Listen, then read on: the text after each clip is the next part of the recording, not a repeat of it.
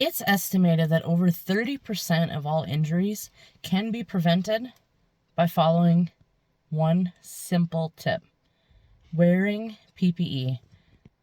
Wearing PPE can help prevent a large majority of injuries, from embedded particles in the eye, in the skin, burns, both thermal or chemical, cuts, scrapes, abrasions. However, the important thing to remember about PPE is that it's supposed to be your last line of defense. So you need to make sure that at your company or even at home, you're using PPE as your last line of defense. You want to make sure that you're utilizing the hierarchy of controls to evaluate workplace or hazards at home before you decide that PPE is required. So maybe you need to look at elimination, substitution, engineering controls, administrative controls before you make a decision to require PPE. A few other things that we need to take into consideration regarding PPE is some questions that OSHA will ask you. When is PPE required, or when is it necessary? Well, to understand what PPE or when PPE is required, we need to evaluate what hazards exist either at home or at the workplace. Am I dealing with flying particles, molten metal, debris? Am I working with chemicals? If hazards exist that could cause damage to your body, maybe PPE is a fabulous idea. What PPE is required? Again, you also want to make sure that you're looking into the hazards that exist. Doing a job hazard analysis is a great tool to determine what PPE might be needed. Do I need respiratory protection, hearing protection, face shields, goggles?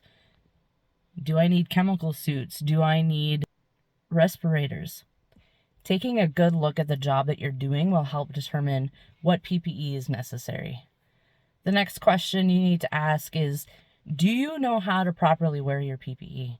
If you don't, take a minute to get familiar with the PPE that you're going to be wearing. Do you know how to put it on? Do you know how to take it off? Do you know how to properly use it to make sure that it's giving you the best protection, to make sure it's comfortable so that you'll wear it and you'll wear it the right way? Limitations. What is my PPE good for? For example, if I'm choosing a leather glove, I know that that's not going to be suitable for chemicals.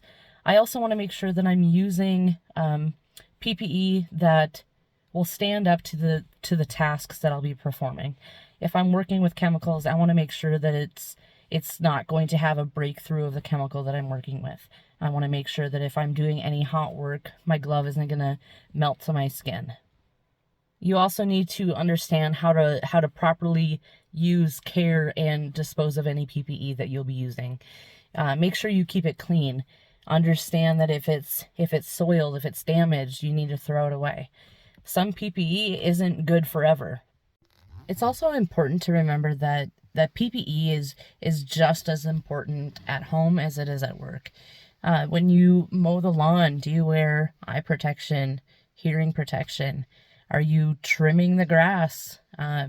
Plenty of times, using a trimmer will shoot back rocks or grass into your legs or your eyes. Are you using hearing protection and face protection, eye protection when you operate saws? You definitely don't want a face full of metal shavings or wood shavings just for the sake of getting the job done. Same thing with at home. It's super important to remember that we need to do everything we can to protect the one body that we have. Just remember, safety first, so you last. That's today's safety seed.